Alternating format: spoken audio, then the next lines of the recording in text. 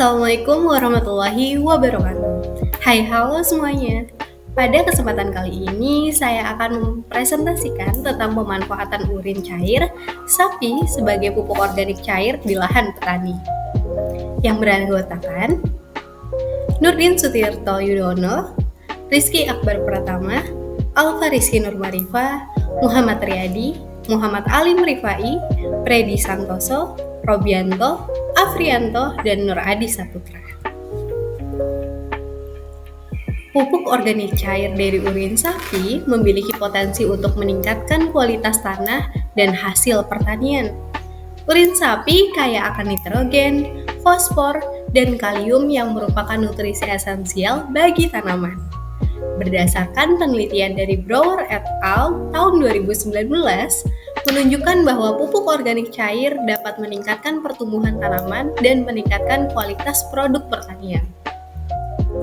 Oleh karena itu, eksplorasi mengenai proses pengolahan dan aplikasi urin sapi sebagai pupuk organik cair diharapkan dapat memberikan solusi terhadap permasalahan ketergantungan pupuk kimia di kalangan petani. Mari kita membahas studi kasusnya. Sebuah kelompok petani di daerah tropis ingin mengurangi ketergantungan pada pupuk kimia. Mereka tertarik menggunakan urin sapi dari peternakan sekitar sebagai pupuk cair. Tapi, bagaimana proses pengolahan urin cair menjadi pupuk? Apa saja parameter uji kualitas yang perlu diperhatikan? Dan bagaimana tantangan teknis dan solusi di lapangan? Penelitian oleh Anissa dan Fitriana tahun 2023 menunjukkan bahwa urin sapi dapat diolah menjadi pupuk organik cair atau POC dengan bioaktivator seperti Stardek meskipun kandungan haranya masih di bawah standar. Putra et al. Tahun 2022 menambahkan bakteri nitrifikasi untuk meningkatkan kandungan nitrogen dan populasi mikroba, namun hasilnya tetap belum memenuhi standar. Sementara itu, Suma dan Karim tahun 2023 menambahkan limbah organik seperti kulit nanas dan eceng gondok dengan EM4 menghasilkan POC dengan kandungan hara yang memenuhi standar nasional. Nitrogen 2%, fosfor 4%, kalium 2,5%, dan karbon organik 15%. Proses pengolahan urin menjadi pupuk. Pertama, pengumpulan bahan. Kumpulkan urin sapi segar dan bahan tambahan seperti molase, EM4 atau mikroorganisme lokal atau MOL. Dari limbah organik misalnya kulit nanas atau eceng gondok menurut Syamsia et al. Tahun 2023. Kemudian, campurkan urin sapi dengan bahan tambahan dan proporsi tertentu. Misalnya, penelitian oleh Suma dan Karim tahun 2023 menggunakan campuran urin sapi, kulit nanas, eceng gondok, dan EM4. Selanjutnya, simpan campuran dalam wadah tertutup selama 15 sampai 21 hari. Selama periode ini, aduk campuran secara berkala dan memastikan proses fermentasi berjalan optimal.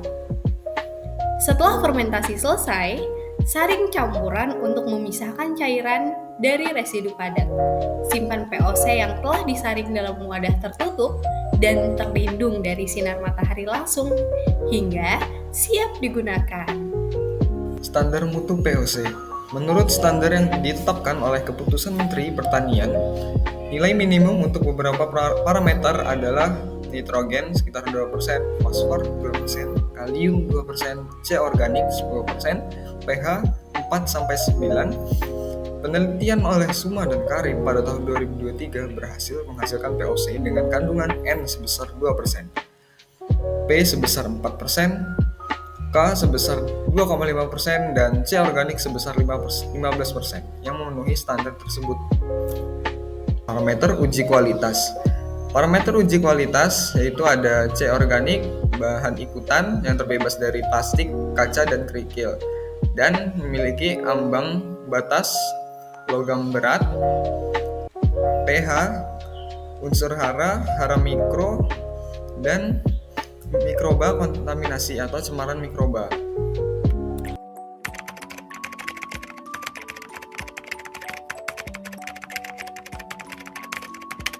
Gunakan yaitu urin sapi sebanyak 10 liter, kemudian ada molasses dan probiotik M4 pertanian, dan tidak lupa menggunakan terasi kurang lebih 10 gram.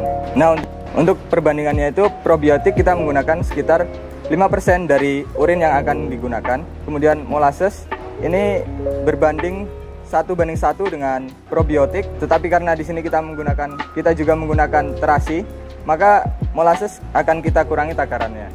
Di sini M4 pertanian atau probiotik digunakan untuk starter, kemudian molasses digunakan sebagai sumber nutrisi atau makanan dari bakteri starter, dan terasi fungsinya sama dengan molasses sebagai nutrisi atau makanan dari bakteri starter. Yang pertama yang akan dilakukan adalah memasukkan probiotik M4 sebanyak 500 ml. Kenapa menggunakan 500 ml? Karena kita menggunakan kurang lebih 10 liter urin, dan perbandingan probiotik dengan urin itu sekitar 5% dari penggunaan urin.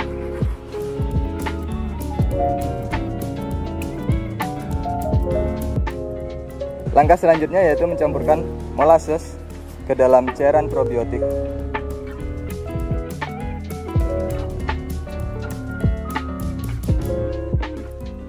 Langkah selanjutnya adalah mengaduk larutan probiotik dengan molasses hingga homogen atau tercampur secara merata.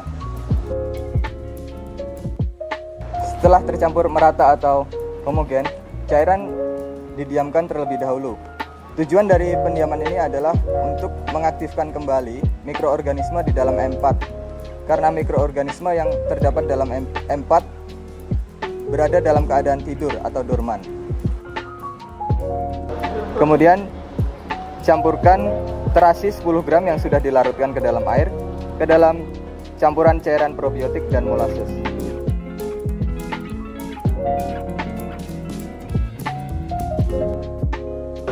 Aduk kembali hingga homogen atau tercampur secara merata.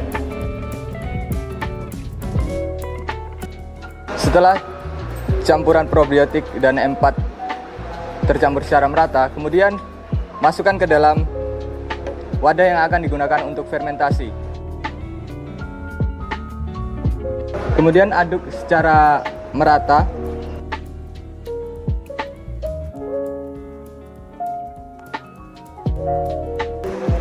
Indikasi fermentasi ini berhasil adalah cairan beraroma seperti tape dan berwarna kecoklatan. Kemudian larutan itu dapat langsung diberikan kepada hijauan pakan ternak seperti pakcong ataupun odol. Tantangan dan solusi di lapangan.